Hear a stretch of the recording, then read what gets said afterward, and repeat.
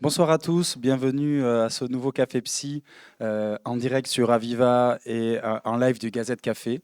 Je vous remercie d'être toujours plus nombreux présents et ce soir nous avons doublé le nombre d'invités par rapport à la dernière fois et je vous en remercie. C'est donc un succès à chaque fois renouvelé. Ce soir nous avons la chance d'accueillir le docteur Vincent Attalin. Nous allons parler de l'insomnie. Alors il va commencer par se présenter. Nous aurons un temps pour explorer ces différents troubles et surtout les solutions. On va essayer de ne pas être trop soporifique, mais je fais confiance au docteur Attalin pour arriver à nous aider à trouver des solutions. Et puis à la fin, comme chaque fois, il y aura un temps de questions. Vous pourrez poser toutes les questions qui vous taraudent. Encore une fois, un grand merci d'être là et j'espère que vous allez passer une bonne soirée. Nous serons rediffusés sur le Gazette Live et sur Aviva très prochainement. Bonsoir Vincent Attalin, merci d'être là ce soir. Bonsoir Yann, je suis ravi d'être là avec tout le monde. Merci. Alors avant de me présenter, il se peut qu'à certains moments je fasse des grimaces parce que la semaine dernière je me suis fait opérer et donc j'ai un peu mal au ventre et je me suis fait opérer du ventre. Voilà. Donc il se peut que je fasse des grimaces, mais c'est pas parce que je suis pas bien, c'est juste que j'ai un petit peu mal. Voilà. Bon vous êtes tout de suite excusé. Est-ce que vous pouvez vous présenter un petit peu pour nos auditeurs? Alors, moi, je suis médecin généraliste de formation. J'ai commencé la médecine générale et en fait, j'ai été très vite passionné par deux spécialités qui me passionnent au quotidien. C'est la nutrition et la médecine du sommeil. Et donc, maintenant je fais uniquement ça, donc au CHU à la Péronie, ainsi qu'à la clinique Beau Soleil, où on a un laboratoire du sommeil pour les enregistrements du sommeil, mais on va en reparler. Et donc, je ne fais maintenant plus que ça. D'accord, c'est une problématique qui est de plus en plus d'actualité. Peut-être vous aurez des statistiques, mais je crois que c'est quelque chose qui a concerné tout le monde au moins une fois dans sa vie. Et finalement, trop souvent ici en France, on recourt au traitement médicamenteux pour essayer de contrer ça, alors qu'il y a beaucoup de règles assez basiques qui peuvent vous aider dans votre sommeil au quotidien. Certains sont des recettes de grand-mère, mais qui marchent. D'autres sont des conseils plus techniques et de médecins. Et c'est pour ça que nous avons invité le docteur Vincent Attalin ce soir. Alors, quand on parle de troubles du sommeil, d'insomnie ou de troubles du sommeil, de quoi parle-t-on exactement? Alors, si on reste sur l'insomnie, il faut parler d'insomnie à partir du moment où il y a une plainte.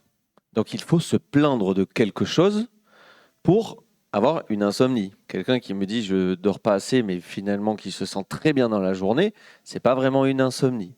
Donc, une insomnie, c'est une succession de pleins de nuits. Alors, le plein, en général, c'est au moins 3 mois.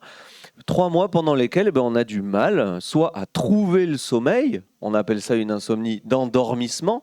Donc on va au lit, on dit qu'on a sommeil, on essaie de forcer à dormir, on n'arrive pas à dormir. Donc ça, c'est l'insomnie d'endormissement. Et ensuite, il y a un autre type d'insomnie, c'est ce qu'on appelle l'insomnie de maintien du sommeil, c'est-à-dire qu'au cours de la nuit, on a du mal à garder son sommeil, on va y revenir probablement, ou alors on se réveille un peu trop tôt par rapport à ce qu'on aurait aimé dormir. Donc l'insomnie, c'est à la fois une plainte et puis le fait que ça soit récurrent, donc c'est pas qu'une nuit, on n'est pas insomniaque à partir d'une nuit de problème de sommeil. Et ensuite, il faut qu'il y ait une répercussion sur la journée. C'est-à-dire que si j'ai une mauvaise nuit, mais que dans la journée, je pète la forme, on n'est pas vraiment considéré comme insomniaque. Donc, il faut avoir l'association d'une plainte, d'une durée, et une répercussion sur la vie au quotidien. Alors, les répercussions, c'est quoi? C'est je suis fatigué, c'est j'ai du mal à maintenir mon attention, je bâille tout le temps, je suis irritable, je m'engueule tout le temps avec mon conjoint ou ma conjointe. Donc il faut avoir des répercussions qui sont négatives au cours de la journée. Merci pour ces premières informations. Et donc, sur ces différents types d'insomnie, est-ce qu'on a, j'imagine que oui, des statistiques ou des pistes sur les causes de ces insomnies, que ce soit dans le quotidien ou de manière maladie, de maladie du sommeil? Alors déjà, sur les statistiques, il y a 80% des Français qui vont se plaindre leur sommeil au cours de leur vie. 80%, c'est quand même assez important. Les causes, alors on va y revenir, mais il y a la plupart du temps des personnes qui viennent pour une insomnie. La cause est la principale et je le répéterai probablement souvent au cours de cette heure, ce sont des petits dormeurs qui veulent trop dormir. Le reste des insomnies, il y en a d'autres. Il y a par exemple le syndrome des jambes sans repos. Donc on a tout le temps envie de bouger les jambes, on les bouge, etc. On n'est pas bien, et ben, du coup ça donne des insomnies parce qu'on a toujours besoin de bouger les jambes. Et ensuite, il y a d'autres problèmes de sommeil intrinsèque, c'est-à-dire par exemple les apnées du sommeil. Les apnées du sommeil, on va se réveiller dans la nuit à cause... Alors une apnée du sommeil, vous savez ce que c'est ? Je vais vous mimer parce que je mime très très bien les apnées du sommeil. Une apnée du sommeil, c'est 10 secondes pendant lesquelles on ne respire pas pendant la nuit. En gros, on fait comme ça. Et à un moment, on va faire...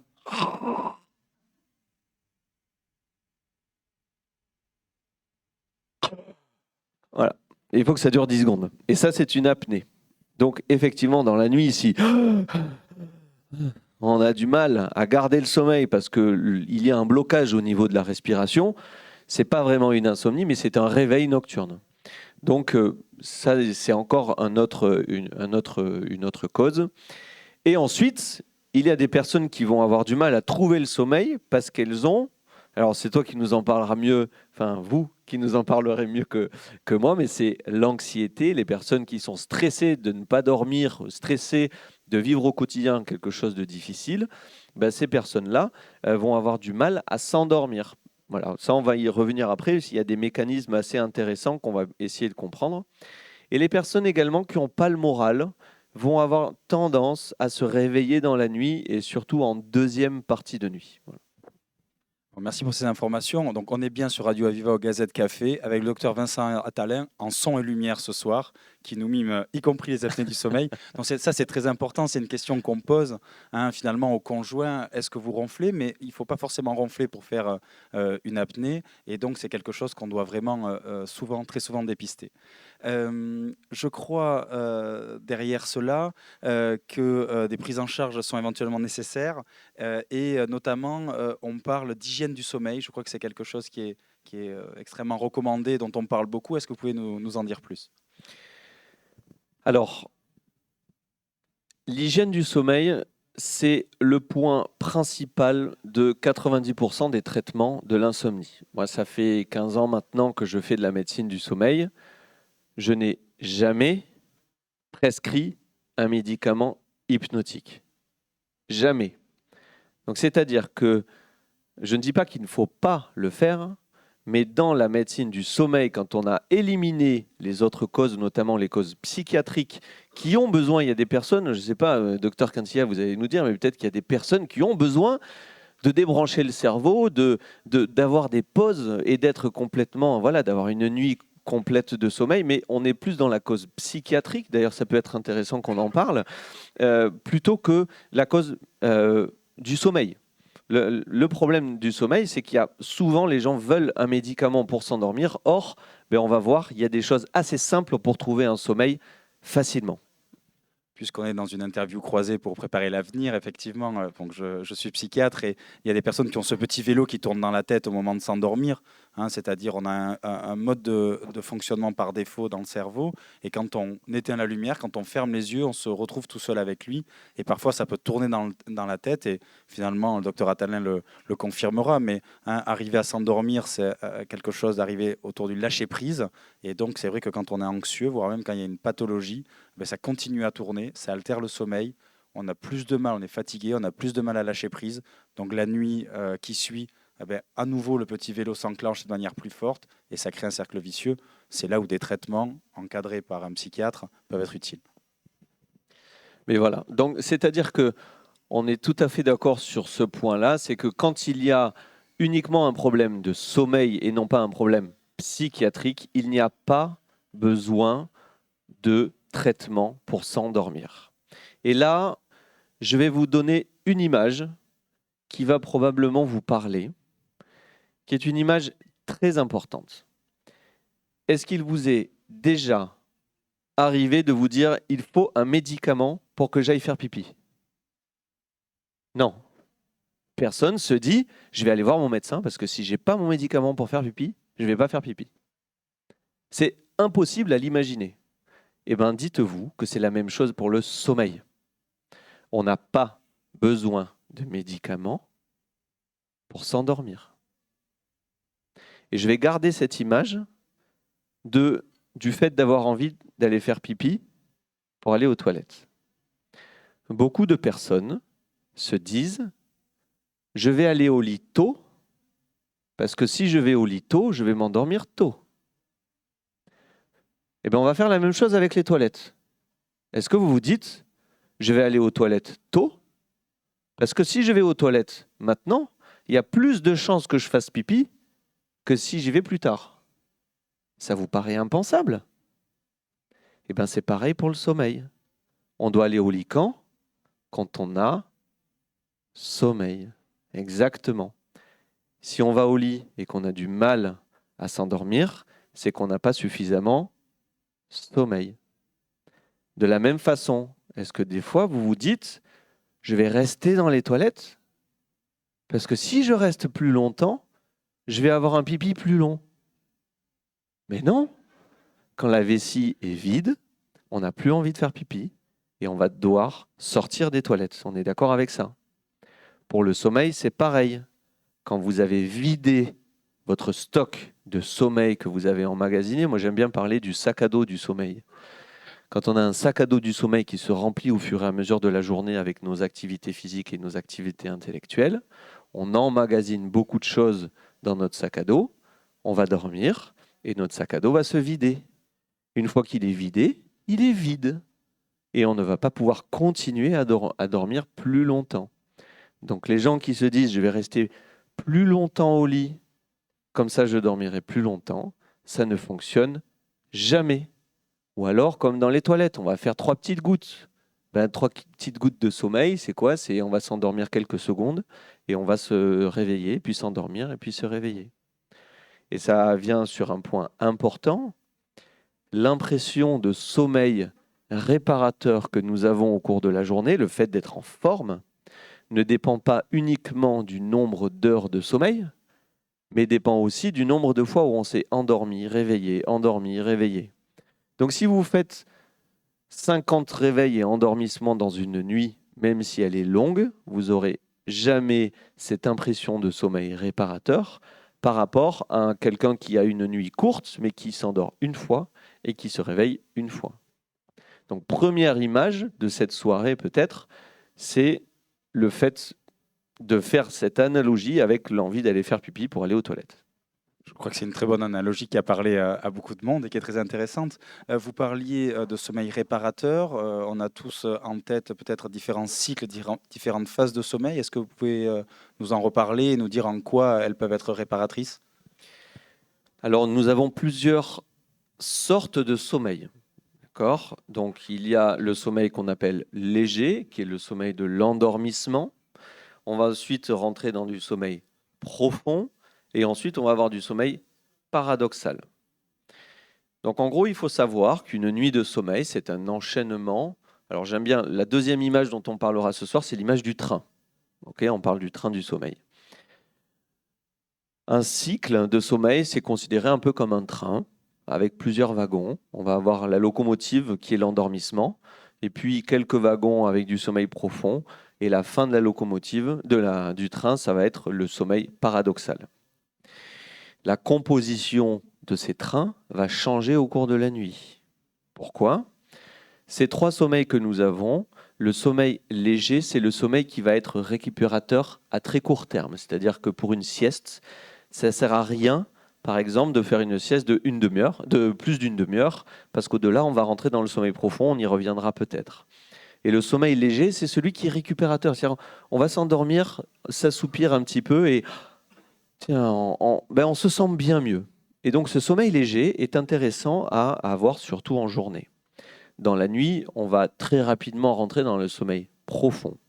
Le sommeil profond, c'est lequel ? C'est celui qui va nous permettre et qui va permettre à notre cerveau et à notre corps de produire ce qu'on appelle des ondes qui sont lentes.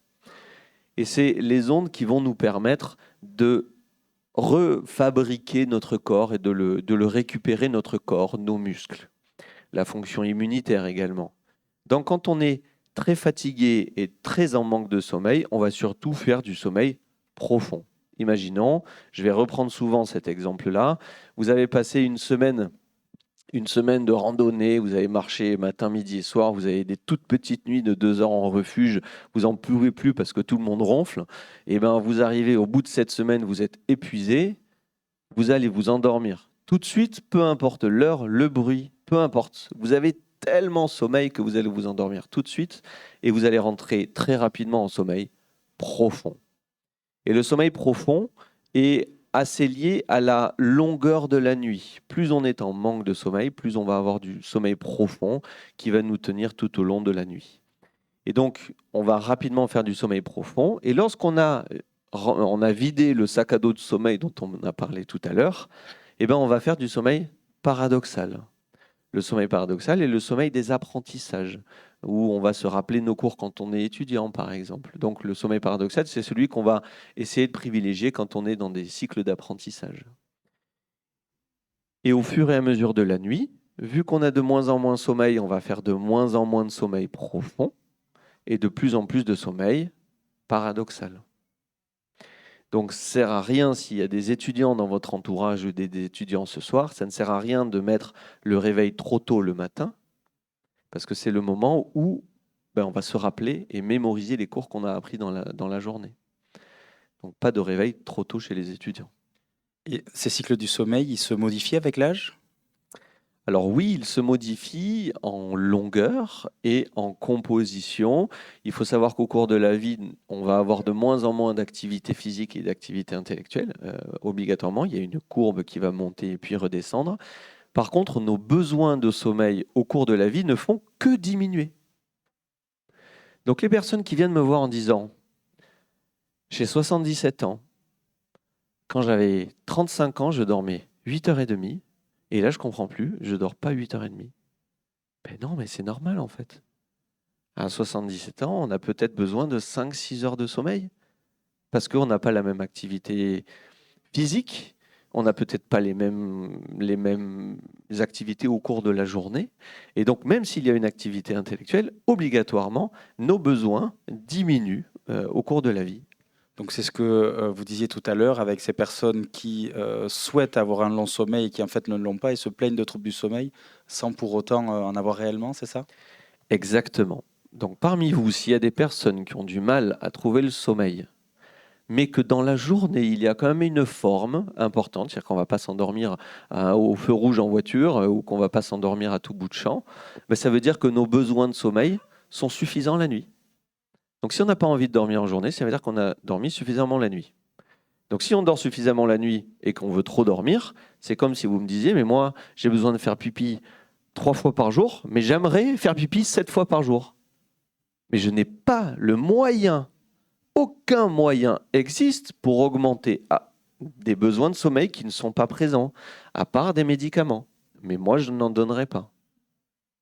Donc quelqu'un qui a un besoin de sommeil qui a diminué au cours de la vie et qui se rend compte que finalement, au bout d'un moment, j'ai du mal à m'endormir, je me réveille un peu plus tôt que ce que je me réveillais avant.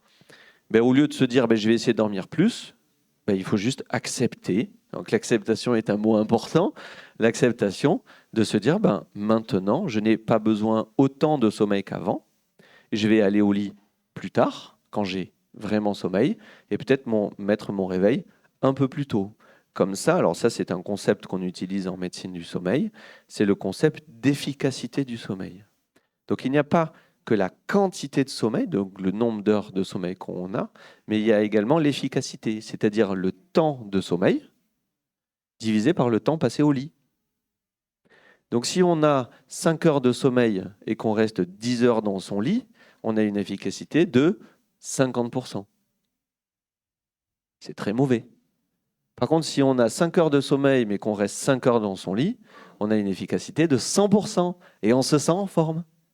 Donc il vaut mieux dormir 5 heures en étant 5 heures dans son lit que 8 heures en étant 12 heures dans son lit. Vous voyez ? Merci pour ces premiers conseils d'hygiène du sommeil, Vincent Attalin. Est-ce qu'il y a d'autres choses comme ça qui vous viennent à l'esprit que vous pourriez conseiller à nos auditeurs sur Aviva et ici au Gazette Café? Alors, il y en a plein, il y en a plein des conseils. Donc, on parlait de cette image du train. Mais il faut imaginer qu'un train, ok, on est d'accord, un train, c'est une locomotive, plein de wagons et un dernier wagon. Et il n'y a aucun espace entre les wagons. On est d'accord avec ça. Sinon, c'est deux trains. Bon. La nuit, le sommeil, ça doit être un seul train, où les wagons doivent être tous collés les uns aux autres. D'accord ? À partir du moment où on va avoir un problème, un peu d'anxiété, le moral un petit peu plus bas, le train va commencer à se décrocher. Donc on va avoir une première partie du train, un espace, et une deuxième partie du train. Et puis on va avoir un deuxième réveil. Donc on va avoir un premier train, un espace, encore une partie du train, un espace. Et au fur et à mesure de la vie, beaucoup de personnes se plaignent d'avoir plusieurs réveils et que le train du sommeil va s'écarter au fur et à mesure. Et donc c'est les personnes qui vont aller très tôt au lit, qui vont aller très tôt trouver le sommeil. Par exemple, je m'endors devant ma série télé, je dors ma première heure. Puis j'ai plus sommeil, bien sûr. J'ai dormi 1 heure, j'ai fait 1 heure de sieste. On n'a pas sommeil après. Je vais au lit parce que je me suis réveillé, mon film, j'ai vu que la bande-annonce, par exemple, ou que le début, le titre, je m'endors. Je fais 1 heure et demie de sieste, le film termine. Je vais au lit, parce que c'est l'heure, mais j'ai plus sommeil. Du coup, je vais dans mon lit, je ne dors pas. Je passe 1 heure à attendre, ou 1 heure et demie à attendre que le sommeil arrive. 2 heures du matin, je me lève, j'attends de nouveau. 3 heures et demie, mon sommeil revient, je m'endors. Je m'endors de 3 heures à 5 heures.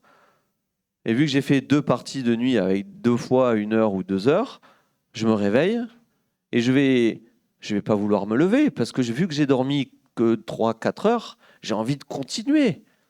Donc je vais dormir de 6 heures à 9 heures, par exemple. Donc on a une nuit de 5-6 heures sur un temps passé au lit qui est de 12, 13 ou 14 heures. Mais ça, c'est impossible.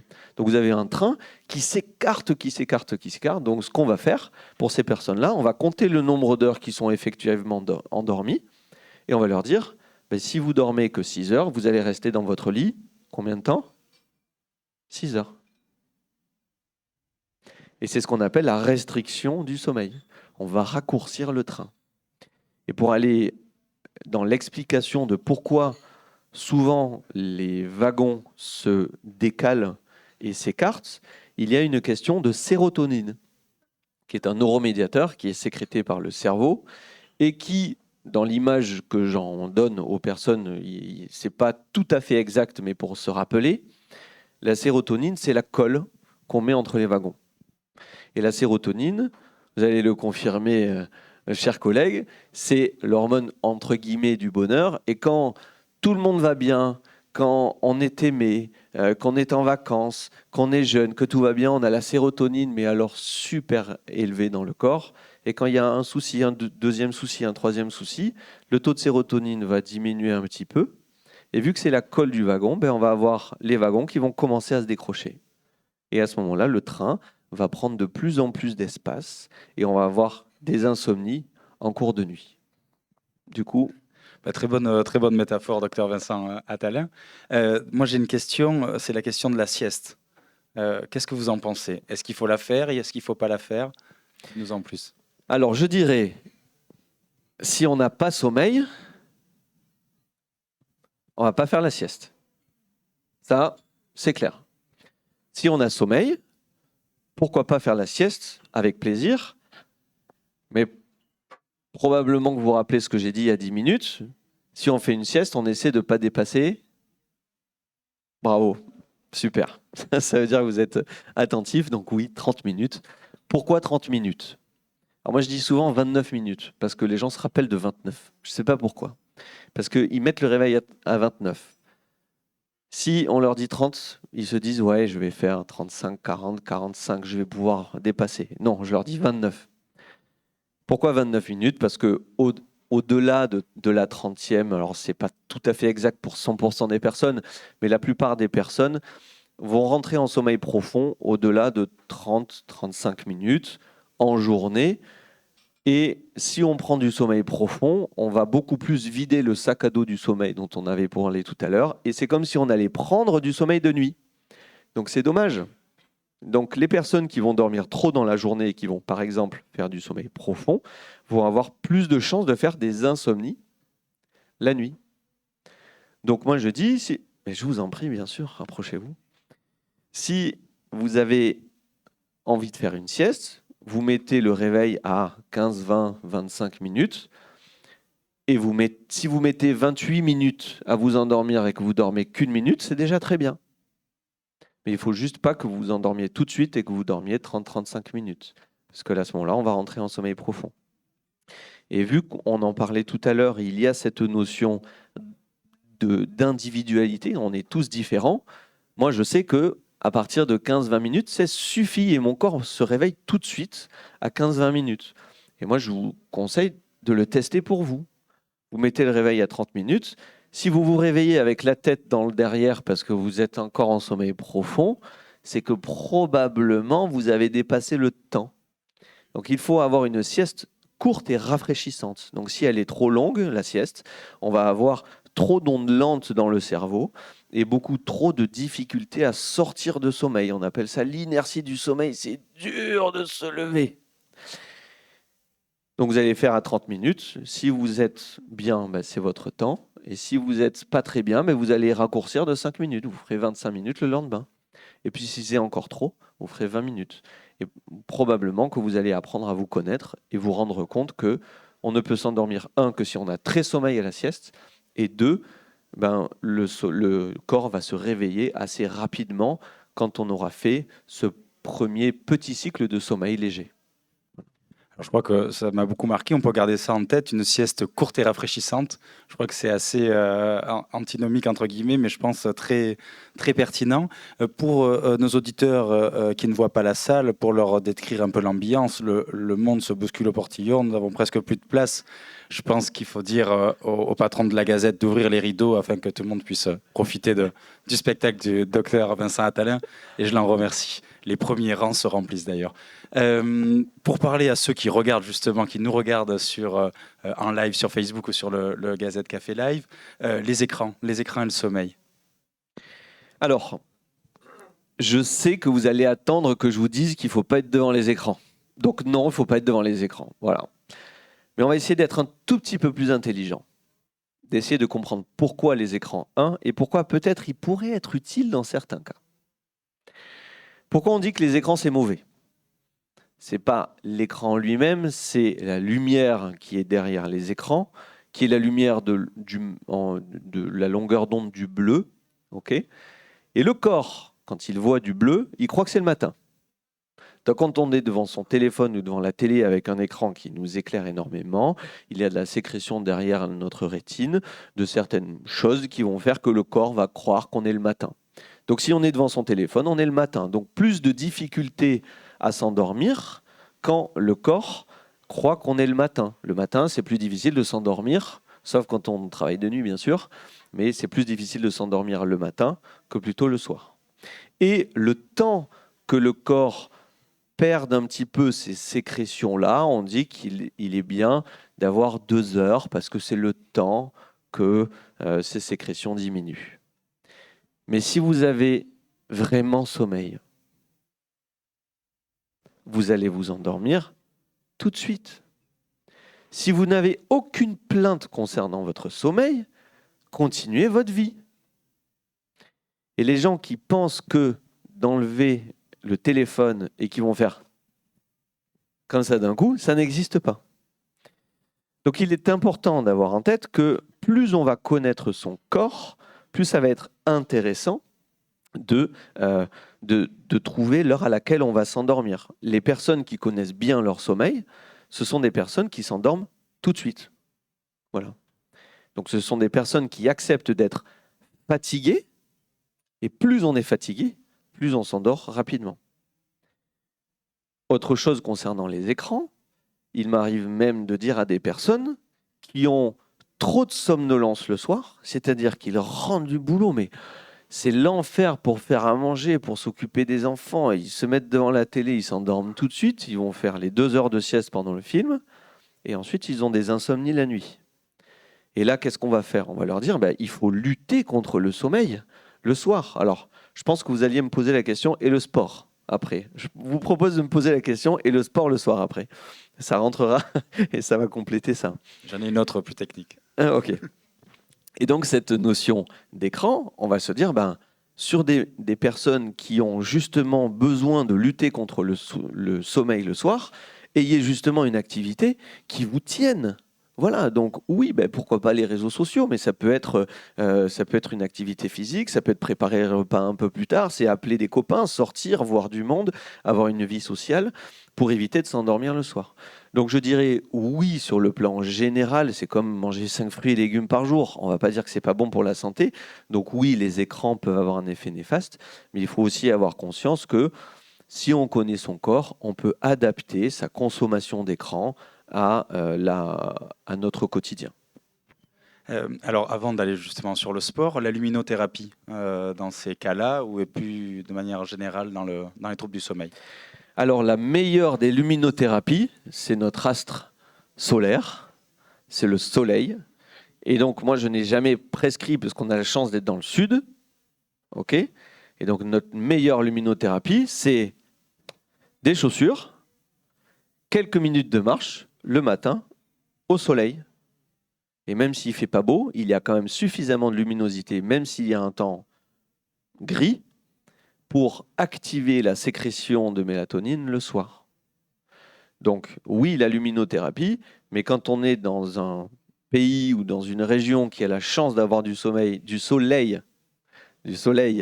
très souvent dans la journée, autant profiter de ces moments-là. Donc les personnes, on va leur dire, vous vous levez quelques minutes plus tôt, vous essayez peut-être de vous garer un peu plus loin lorsque vous allez au travail, ou vous prenez le tramway, vous essayez de marcher un maximum au soleil pour avoir une luminothérapie naturelle, on va dire. Et chez des personnes qui ont des difficultés à trouver le sommeil, par exemple les gens qui travaillent de nuit, les gens qui sont dans les pays un peu plus nordiques ou les régions un peu plus nordiques, on peut avoir recours à certaines lumières qui sont des ampoules bleues qui se branchent. Et le matin, quand on prend son petit déjeuner, on s'envoie de la lumière bleue et le corps va sécréter plus facilement de la mélatonine quelques heures après. Voilà. Justement, docteur Attalin, la mélatonine, on en parle beaucoup. Qu'est-ce que c'est? Et puis, est-ce qu'on doit en prendre? Vous parliez de pas de médicaments. Est-ce que vous pouvez nous en dire plus sur ça? La mélatonine est une hormone qui est sécrétée par notre corps, donc qui est naturelle. Donc s'il y a à prescrire un médicament, c'est peut-être celui qui est le moins nocif, parce que c'est celui qui va le plus se rapprocher de notre sécrétion naturelle. Ce qui est important, c'est que la sécrétion de mélatonine est une sécrétion naturelle qui va être favorisée par nos rythmes et par la lumière du matin. Donc, d'avoir une activité physique, ne serait-ce que quelques minutes de marche au soleil va favoriser, on vient d'en parler, mais d'avoir un petit déjeuner, d'avoir des activités le matin vont permettre de sécréter la mélatonine. Alors, la mélatonine, on peut la prescrire à 2 mg, mais elle est en vente sans ordonnance jusqu'à 1,9 mg. Donc, l'ordonnance est à partir de 2. Donc, la mélatonine, la seule indication, c'est chez la personne âgée pour redonner des rythmes de sommeil, mais je n'en ai prescrit qu'une fois en 15 ans. Alors, je ne sais pas, peut-être que tous les gens qui viennent me voir après vont ailleurs se faire prescrire de la mélatonine, et parce que j'ai été particulièrement vauvé, et je m'en excuse, mais je pense que, encore une fois, c'est de se rendre dépendant de quelque chose qu'on peut avoir naturellement. C'est comme dire, mais moi je prends des vitamines tous les jours. Ok, super, mais vous pouvez aussi prendre des fruits et légumes. Parce que aussi, quand on prend des fruits, il y a le côté social, il y a le côté de voir des gens. Et c'est pareil, la sécrétion de mélatonine, le fait de se lever le matin et peut-être de croiser ses voisins, d'être en basket. Tiens, tu as des baskets, pourquoi? Oui, parce que j'essaie d'avoir une activité physique, c'est bon pour le corps. Et donc, on ne peut pas parler... Souvent, on fait des conférences aussi sur la nutrition. On ne peut pas parler de nutrition si on ne parle pas du sommeil, des activités physiques et de la gestion des émotions. Donc là, ce soir, on parle de sommeil, mais je suis obligé de vous parler d'activité physique, de nutrition et de gestion des émotions également. Voilà. dites-nous en plus, justement. La nutrition, c'est votre premier amour, entre guillemets, et puis je crois que les émotions, c'est votre horizon. Dites-nous en plus. Alors, la nutrition, beaucoup de personnes cherchent des recettes miracles dans la nutrition pour trouver le sommeil. Je vous rassure, il n'y en a pas. Il n'y en a pas. La seule chose qu'on peut essayer d'avoir, c'est d'essayer d'écouter son corps et de ne pas trop manger le soir, parce qu'un repas gargantuesque va faire qu'on va avoir des difficultés avec la thermogénèse. Vous ne m'avez pas posé la question sur l'activité physique aussi, pardon. Effectivement, Hein effectivement. Il Mais va- on va se laisser porter et je la garde en tête. Et Je on la en garde en parle tête. après. Et donc, Le public la posera. Le public la posera. exactement.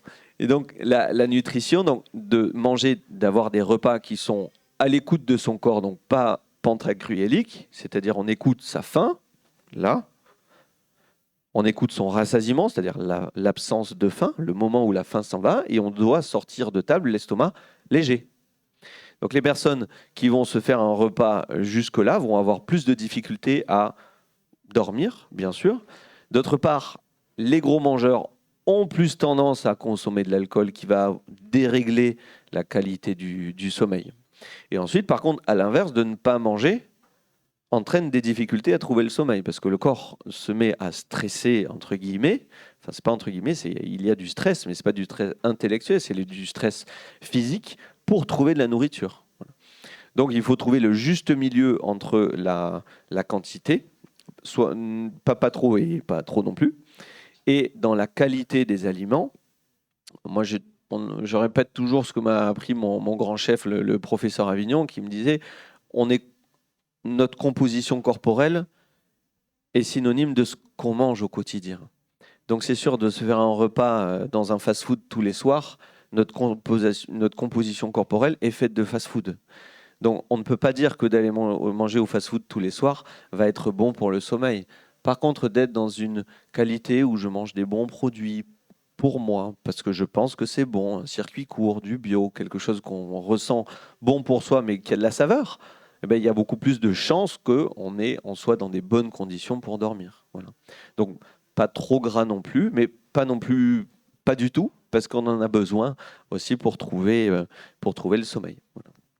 Donc, merci pour ces précisions qui sont importantes, je crois. Et au niveau des émotions, il y a beaucoup de choses qui se mettent en place, mais dites-nous en plus. Alors, c'est pas inventé, mais c'est juste que j'ai compris personnellement dans le travail que je fais avec les personnes que j'accompagne.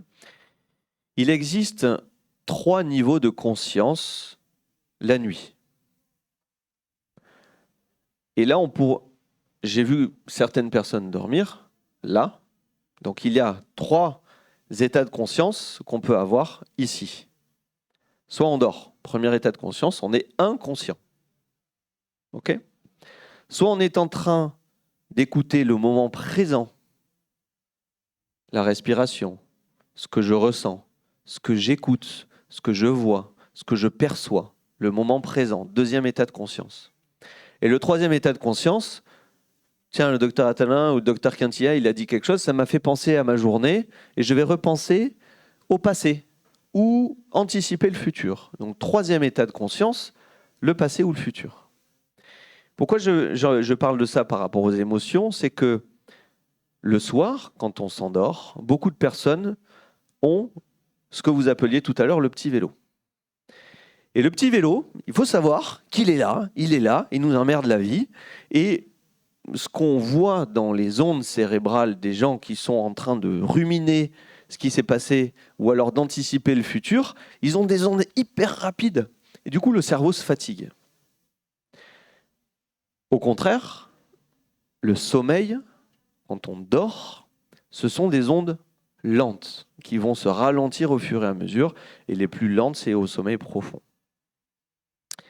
Et la phase intermédiaire, c'est le moment présent. Le moment présent, c'est quoi ? C'est je ferme les yeux, je prends conscience de ma respiration, je peux compter par exemple mes inspirations, moi c'est ce que je fais de temps en temps. Et ce qui se passe, c'est que notre cerveau, en étant au moment présent, va faire des ondes lentes. Et ça se rapproche de la méditation. Les grands méditants ont très peu besoin de sommeil. Pourquoi ? Parce qu'ils ont tellement d'ondes de repos dans la journée qu'ils ont très peu besoin de sommeil la nuit. Donc la technique que je donne aux personnes que je vois en consultation, c'est lorsqu'ils ont vraiment sommeil. On se met dans son lit, on ferme les yeux et on met la main sur son diaphragme. Et on va compter le nombre de fois où on inspire sans penser à autre chose. Essayez de le faire en même temps que moi. Vous allez mettre votre main là et vous allez inspirer. 1. Qui n'a pas pensé à autre chose ? Moi, je sais que j'ai déjà pensé à autre chose. Vous avez vu à quel point notre cerveau va rapidement se détacher de ce moment présent. Et donc, c'est un exercice que je propose. Donc là, c'est difficile, on est en conférence, on a du stress, on a le petit vélo, et si je dis rien, etc. Mais quand on est seul dans son lit, je vous propose de faire cet exercice et de compter le nombre de fois où vous pouvez inspirer et compter le nombre d'inspirations sans penser à autre chose. Je n'ai jamais dépassé de ma vie 7 inspirations. 7. À la 8e, soit je m'endors, soit je repense à des choses qui m'ont gonflé dans la journée. Et si ça se reproduit trop, je me dis que c'est peut-être pas le moment d'aller dormir.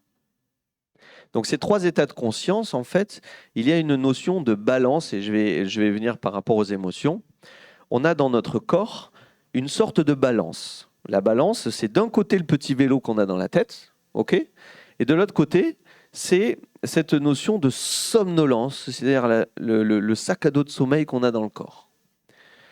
Imaginons, on reprend cette image qu'on avait tout à l'heure de la randonnée que vous avez faite pendant une semaine. Vous n'avez pas dormi ou alors très peu en refuge. Vous avez fait 10 heures d'activité ou de marche par jour. Vous revenez chez vous, il est 16 heures ou 17 heures. Vous vous posez sur votre lit, qu'il fasse jour, qu'il y ait du bruit, qu'il y ait la télé, qu'il y ait un écran, que vous ayez passé une journée de merde, mauvaise, vous allez vous endormir tout de suite. Parce que la balance entre la force de sommeil que vous avez et le petit vélo que vous avez dans la tête, la balance, elle écrase le petit vélo. D'accord ?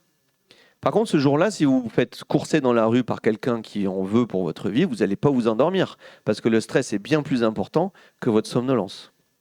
OK ? A contrario, vous avez très peu besoin de sommeil et un petit vélo dans la tête qui est quand même là. Eh bien, vous n'allez pas vous endormir. Donc, il faut avoir plus de sommeil que de vélo dans la tête.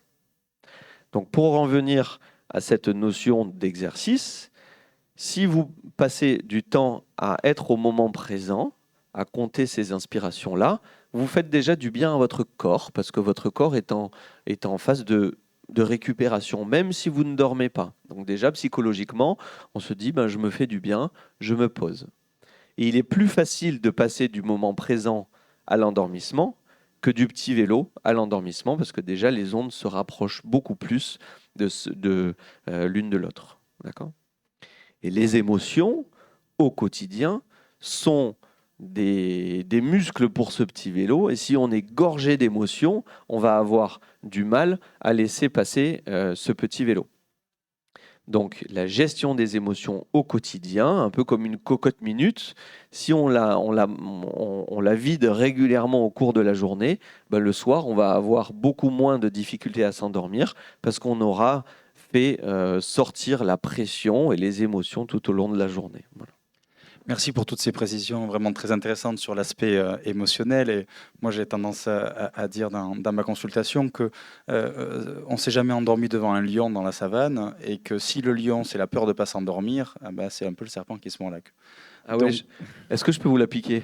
Je vous l'offre. Ah ouais, top. J'en ai pris quelques-unes ce soir aussi. Elle est bien. On va s'arrêter là et passer aux questions. Alors, c'est toujours le moment où on est timide, où on n'ose pas, mais en même temps, vous êtes ici avec un psychiatre et un médecin du sommeil, donc il faut pas hésiter. On est entre nous, entre guillemets, et tout de suite, quelqu'un se manifeste au fond de la salle, et voire deux, c'est la folie. Est-ce qu'on peut vite amener des micros ? Nous n'avons que 10 minutes devant nous. Honneur aux dames. Mais la question était brûlante là-bas, il ne faudra pas l'oublier. parle comme ça va? Oui, on vous entend. Alors, il faut penser aussi aux auditeurs par milliers qui nous écoutent. Aujourd'hui, d'ailleurs, Par milliers. Aviva Allô, c'est l'occasion de le dire, n'est plus seulement une radio locale, mais s'étend de Perpignan à Nîmes. Donc, c'est une radio régionale et bientôt occitane.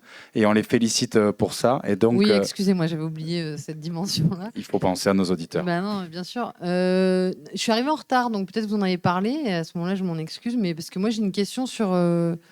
Je me demande toujours quel est le cycle de sommeil. Je pense qu'on est tous différents face à ça. Il y a des gens qui ont besoin de dormir plus, des gens qui ont besoin de dormir moins. Et comment on peut savoir notre propre cycle de sommeil, celui qui nous correspond le mieux et qui nous permet de nous régénérer et d'être plus confortable dans nos journées, en fait. Je ne sais pas comment. Alors, interrogation orale. Qui peut répondre, puisqu'on l'a abordé? On va pas vous... Désolé. Hein. Non, pas de souci. Non, On va mais laisser c'est bien, le docteur Attalin on va faire un le répéter résumé. parce que c'est une des choses les plus importantes. Alors, la quantité de sommeil qu'il nous faut, c'est la quantité de sommeil suffisante pour ne pas avoir envie de dormir le jour. Donc, si vous n'avez pas envie de dormir de jour avec 3 heures de sommeil, top. Si vous avez envie de dormir avec 10 heures de sommeil, il faut venir me voir parce qu'il y a un problème. OK ? Sur les rythmes, il y a des gens qui sont plutôt du soir, plutôt du matin. Il faut le tester. Donc, testez-le. Un bon sommeil, c'est souvent un sommeil qui se fait en un endormissement et en un réveil. Donc, si vous avez plusieurs réveils dans la nuit, c'est que les horaires sont pas bons. Donc, soit qu'on se couche trop tôt, soit qu'on se lève trop tard. Donc, on va essayer d'avoir une seule période avec une quantité de sommeil nécessaire pour que le lendemain, je sois en forme pour faire mes activités. Avec plaisir.